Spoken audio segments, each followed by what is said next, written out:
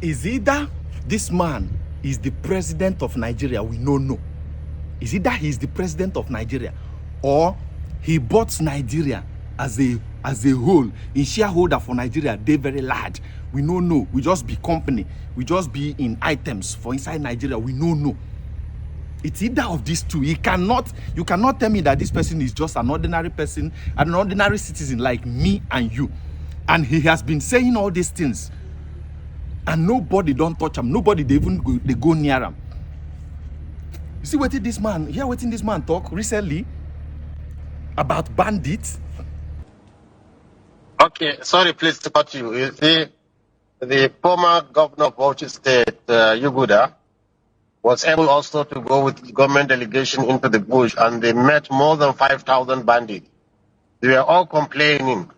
Those who have lost their parents, those who have lost their brethren, those from our hostility too. So when you say they have killed, yes, I know they have killed, and it's wrong to kill anybody innocent. This is absolutely an obnoxious thing to do. We don't support that. But you see, if you know their psychology, they are on a revenge mission. Everybody knows the herdsmen, especially the flying herdsmen. They don't just attack people. We have been living with them for centuries. They don't attack people without any cause.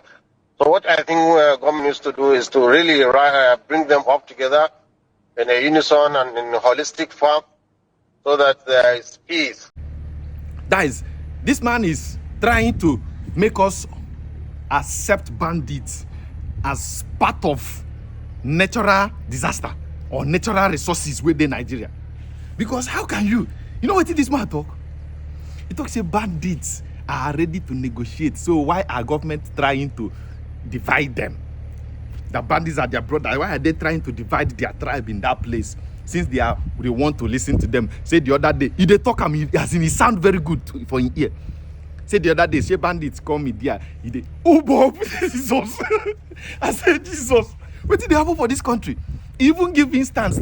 Talk say, unlike IPOB, we be secessionists. Say they know one listening to government, then be secessionists.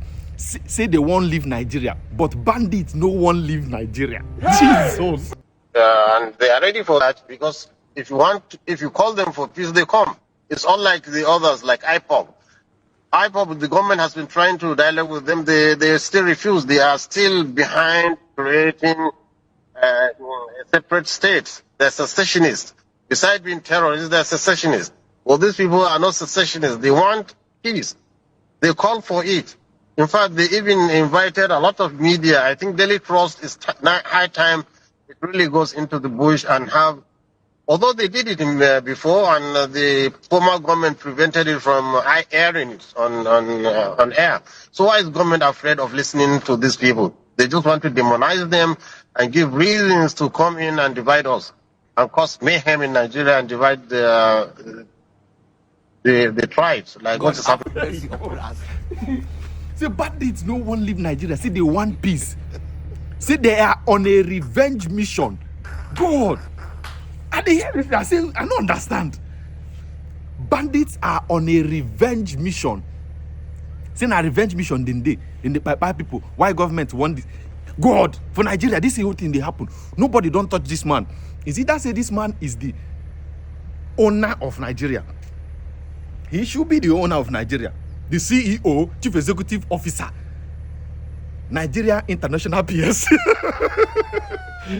Nigeria Group of Company International PSC. This must be a company that we are living in.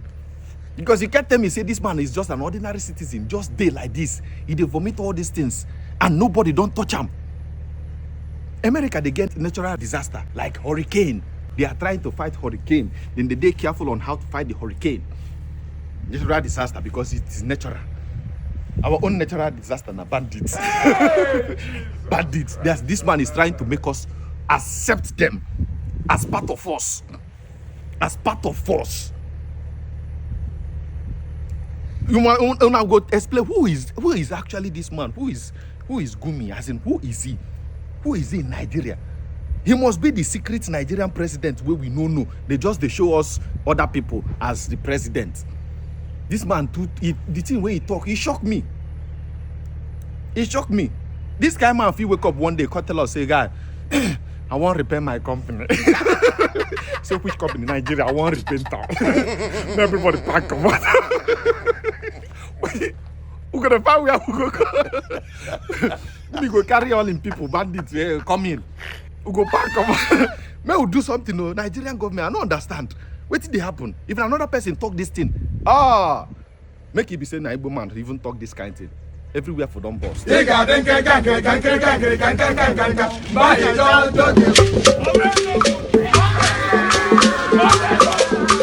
Mamma mia. Quickly, maybe you'd like to react to some of the things that have been said, but my question to you also is, where have we been getting it wrong as a nation? Why are we still having this conversation even after many years and several efforts? One of the key reasons why we are getting it wrong is because of people like Sheikh Mahmoud Gumi. In a clear case of a war, because he's talking about bloodshed, there has been bloodshed. Nigeria has been a theater of war for almost 2 decades. Possibly it is not affecting him directly because most of the casualties, most of the mass murders is that of Christians.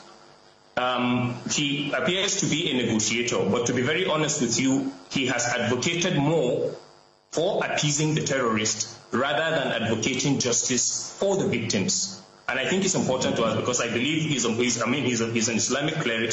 He understands the concept of justice. How do you deal with a scenario of people raping women, people killing soldiers, people decimating homes, people sacking communities, but then the strength of your advocacy is that the government should appease them? Where in the whole world, in the history of any war, whether guerrilla warfare, whether military warfare, have you ever found a situation where there is an active bloodshed going on, and then you believe that appeasing the criminals that are carrying out these genocidal attacks and infusing them into the military will help? From the very beginning, when the notion of amnesty, de-radicalization, and integration began, we have never seen a scenario where these repentant terrorists, as they call them repentant, have ever led people to their camps and they were decimated. They have been growing exponentially. They have been acquiring more arms. So that is basically the problem we are having. We are getting it wrong simply because we have managed to create a false narrative. An example is we have managed to compartmentalize terrorism or these Islamist activities to look as if it is only Boko Haram that is doing it. The reason is because the rest of the terrorist groups that are jihadist in nature have been forged into different names. For instance, he's talking about two fighting. There is no two fighting anywhere. It is important also, we would love it if you are able to have an example of one Christian militia that is operational in either Sokoto or any of the Muslim dominant state that have been raping women and killing people, then we can understand that. And at least the Muslims will equally lend their voice and say, okay, whatever it is the Americans are claiming that the Christians are suffering from, we are also suffering from it. And since it is all about eradicating terrorism, then good, come and eradicate them. But I think the problem is not just because there are foot soldiers who are killing people. It is because there are people who are sympathetic to the jihadist cause, there are people who are sponsoring them, and the involvement of any foreign nation in a scenario where there is a genocide does not end with the foot soldiers. It traces those who are sympathetic to their cause, whether because of political or religious or ideological beliefs. It equally traces those who sponsor them. And I think that is primarily where the problem lies in Nigeria. We are not sincere with the war against terrorism. Once it involves, because wherever you go to, we can't force ourselves. Most of the time, you find a lot of Muslims claiming that these people, they are not truly representing Islam and all of that, blah, blah, blah, and all of that. But the truth is that there is an Islamist, well-armed Islamist jihadist group that has been massacring Christians. And what we find, unfortunately, people who should be speaking or condemning this act are busy trying as much as possible to create sympathy for them. You can imagine him saying that killing the terrorists will now amount to genocide. Then what will you tell the people that have been burying there? For instance, just of late in Yelewata, over 250 people were killed. But he describes that not as a genocide. He says two fighting, even though we don't know of... All right, Zari Yusuf. I mean, we are really trying to manage time, and I know you have a lot to say. But let me bring the conversation back to Sheikh Gumi. Sheikh Gumi,